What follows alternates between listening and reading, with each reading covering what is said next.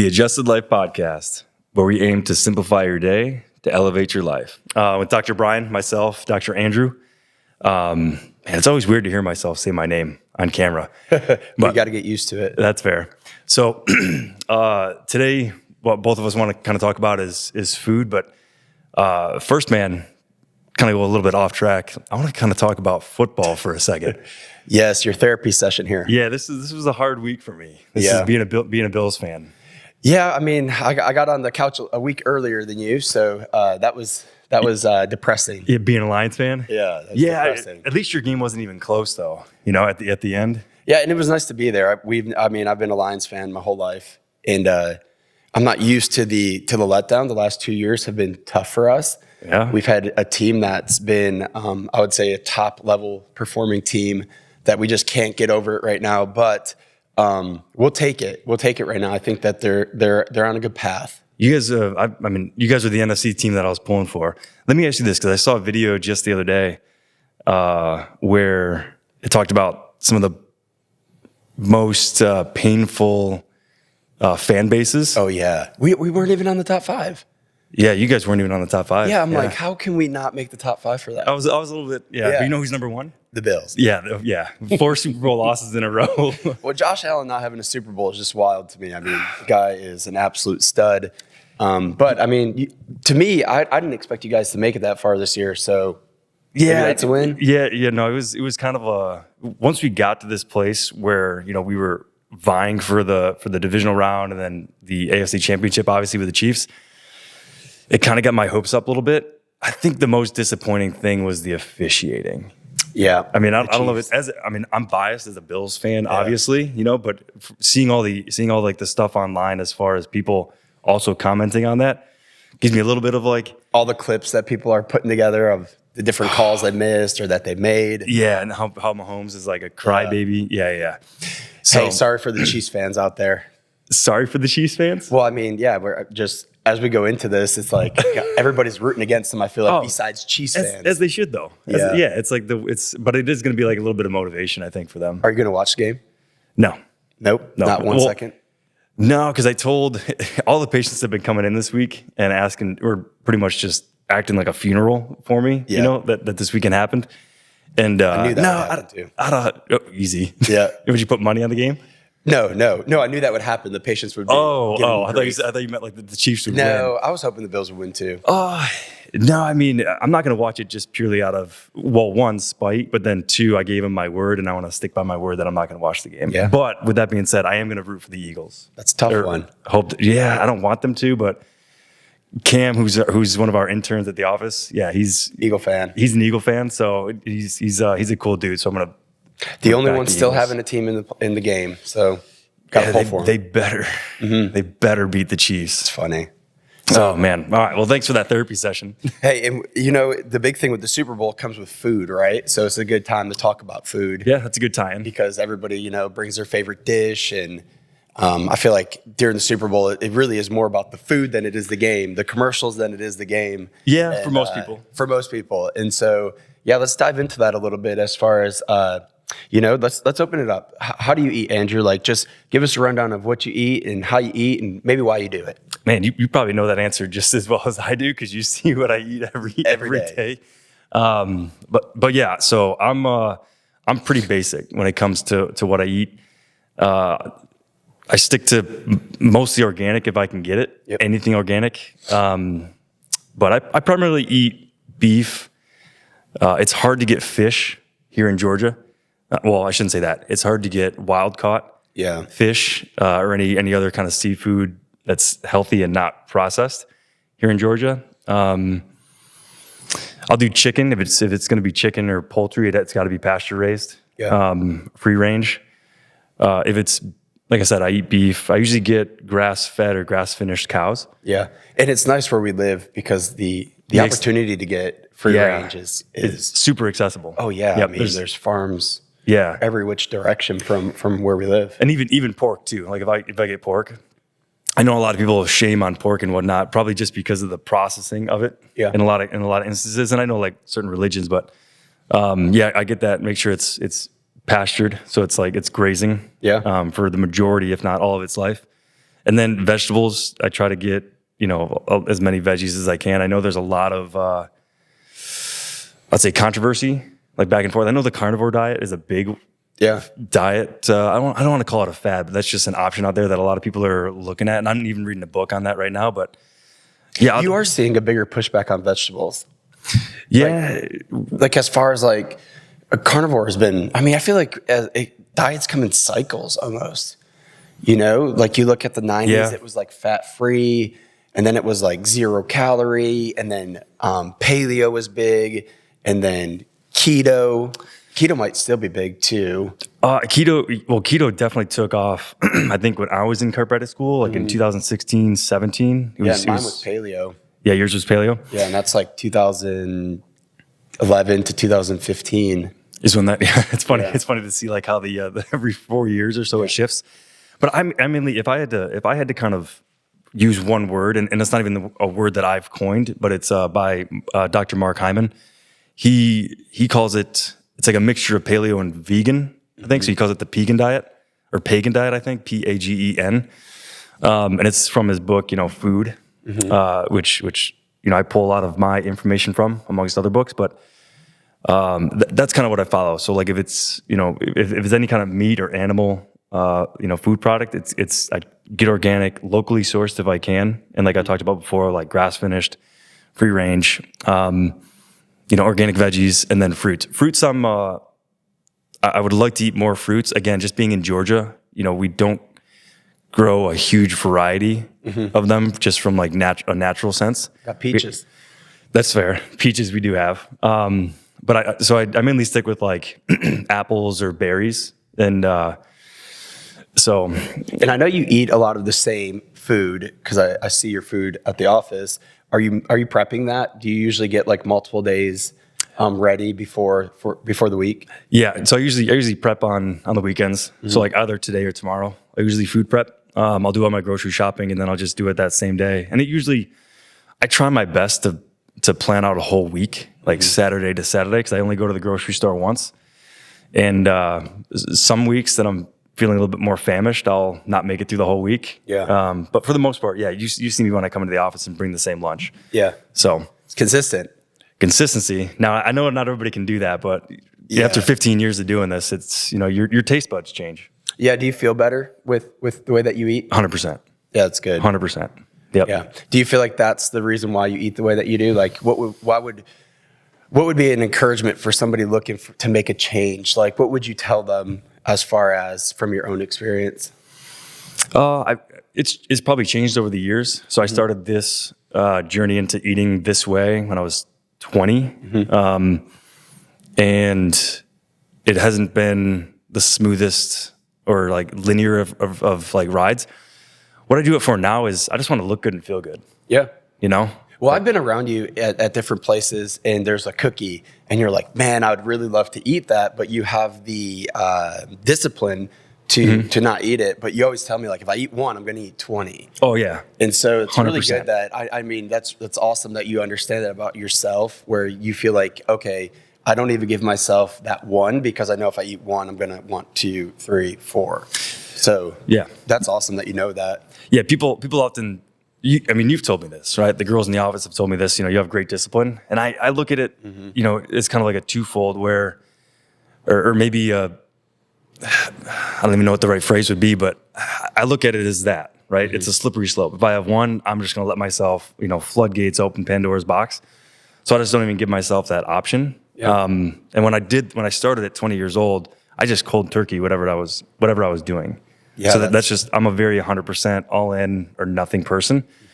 So that's my personality. So I know that if I allow myself to have something that I don't necessarily want to have in my life, right? If it's in my house, I'm going to eat it. You're going to eat it. Yeah. So I just don't have that in my house at all. That's good advice. I think that's a big one is just, especially people that are looking to make the change. It's a new year. People are, looking for that difference maker. And I would say like, just don't allow yourself to buy it.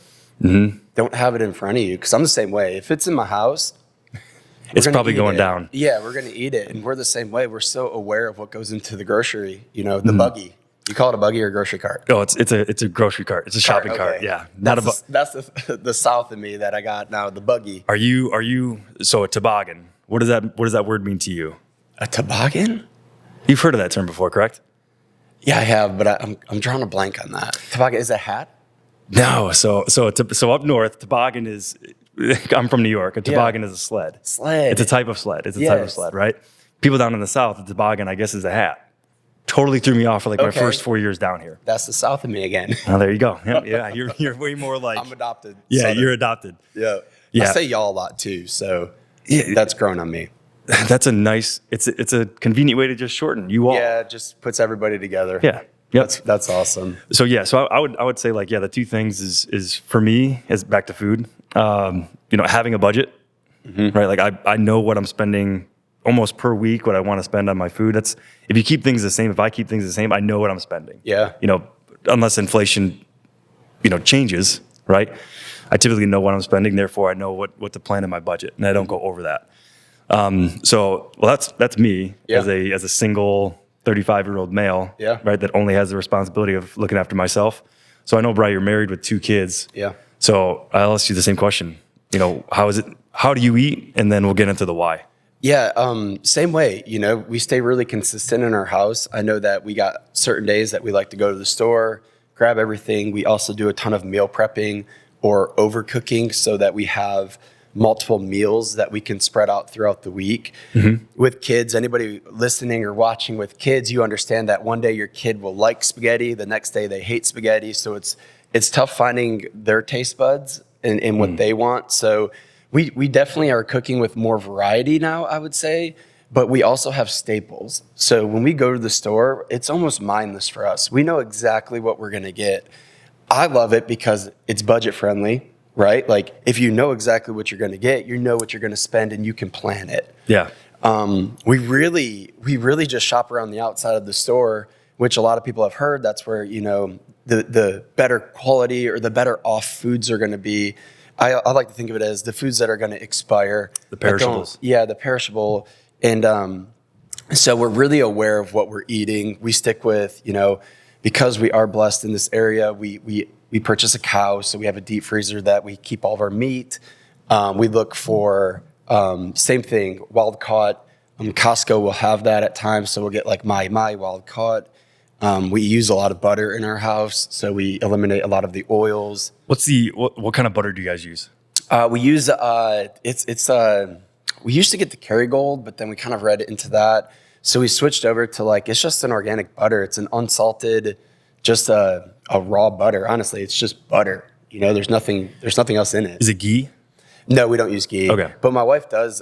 She does make tallow out of it. She renders all the fat from the cow, and then we'll have tallow at the house too. So she saves all the fat. the fat off of that. Yeah, Nice. And then renders it down, and we use tallow we even use it just on different things in the house, and we always have a jar of tallow. Have you noticed, has that, so because you had mentioned you cook with that beef tallow and you might use that is there anything else that you use the beef tallow for outside of just?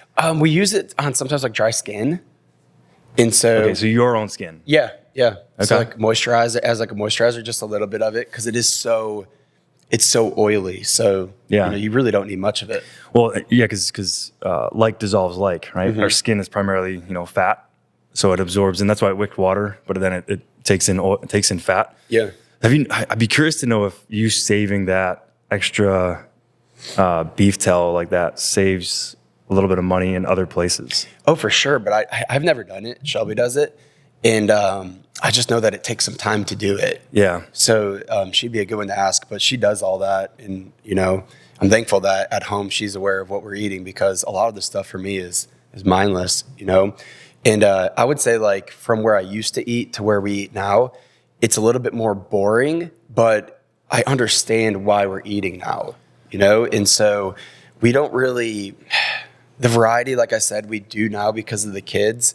But I think a lot of people, where they get confused is when they start eating healthy, they do think it's boring, But the outcome is you're feeling your body. So my encouragement to somebody would be is to take a different outlook on your meals and your food, and don't look so much into everything has to be I don't know, like specifically, I don't want to say tastes good because I think our food tastes really good. Right. But when I first started eating like this, my taste buds, it just wasn't doing the job. Like I felt like it just over time, what I like now compared to what I liked before is completely different. Do you remember when so I remember it was 15 or 16 years ago for me. For you, when did you first start changing? I would say about 15 years. 15 years ago? Yeah, when I started chiropractic school. Okay. Because I switched over to paleo. Oh, was that right? Was there? Yeah, was there, they're like, you can eat bacon and all the meat that you want. I'm like, sold. Yeah, it was. That's funny that you bring that up because it was. I had started CrossFit at that age, and it was a diet competition, or some sort of a competition with nutrition, right? And it was you could either do like paleo and eat as much as you wanted, but you just had to restrict yourself to a certain, you know what you would eat, or you could eat as much as you want, or you could eat whatever you wanted, but you had to, limit how much you could eat in a day. That was not the option for me. So I chose paleo, and so that's interesting that yours was like similar. Yeah, right. Yeah. It's like, it was that time frame. Don't tell me like how much I can eat, but you can limit that to like what I'm allowed to eat. Oh yeah, and I mean honestly, when I switched over, I felt so much better. I lost a ton of weight. I was coming from playing some football, so I was a bit bigger just from the training for that, and honestly, as an undergrad, I just ate whatever I wanted to. And so when I switched over to paleo, I really like leaned out, and I loved that. And I just love the way it made me feel. And I still do today. That's why we eat so clean. My wife and I always laugh because we'll do a date night and go to the city and we'll order a meal. And it's not traditionally what we eat every day. But the next day we wake up and we're like, how do you feel? And it's like we both feel a little bit more lethargic or, just don't feel the clarity like we do during the week when we're so specific about each meal and what we're eating. Yeah. So, but I mean, I appreciate it now. And I love that we keep it very consistent and, for the lack of better terms, boring, because it just allows us to stay consistent, it just keeps us in the regimen of we know exactly what we're going to eat. And it just takes the effort of like thinking out of the equation. Yeah. And like you said too, a big thing, I know for me, right, I know for most families, is finances. Just knowing what you're going to spend. You touched on it earlier, like the mental, shift potentially. I think you and I both eat to live. Like that's our mindset instead of living to eat. Yeah. And when I think, if there's one thing that we could pass along to somebody, because we've done this in our office a bunch to patients, is just, said like, hey, instead of focusing on, the flavor or like that next best meal, right? Every meal should top itself. Just focus on what this food is doing for you. If it's benefiting you or if it's harming you. Yeah. Right. That's a good way to think about each meal. Yeah. And I go back to in the office, I think one thing that we do really put into the works is getting people to understand what you eat matters. And so it doesn't mean that you have to change your diet and eat exactly like us, Yes, it does. But it's baby steps. But eventually they're going to want to get to where we're at as far as how we eat, because once you start doing that and you start feeling better, then the decision for what you eat becomes a lot easier. Easier, yeah. And I always tell people, if health was easy, we would all achieve it. Right. Right? And I mean, statistically, you see the numbers of people that are on prescription meds or the numbers of just chronic illnesses, and you look at that and it's not found in one place. Because if it was, those numbers would be inverted. We'd have 80% of people being healthy and nobody on medication. But you need to eat right, you need to exercise, and you need to take care of your body. Whatever that means. Is it chiropractic care? Is it massage therapy? It's taking care of the vessel. Right. You wouldn't go and buy a supercar and put water in the tank. No, you'd give it premium gas because that's how it functions. It's the same thing for how we eat. Yeah. It's just in the form of a calorie, right? And I know I'm going to boil your blood here just because I want to, but it's like the calorie in, calorie out method is it's just not there, right? Like all calories aren't equal. Right. Right? Right. And I think that that's another thing too, is don't fall for that. Don't fall for, 120 calories of one food is the same 120 calories of the next food. That, and you also, I think, and this was my mindset for a long time, which is why I had an unhealthy relationship with food, even though I was trying to eat healthy, was that if I did allow myself to eat something that wasn't like, let's say I had a cookie or a brownie or a piece of cake or something like that, right?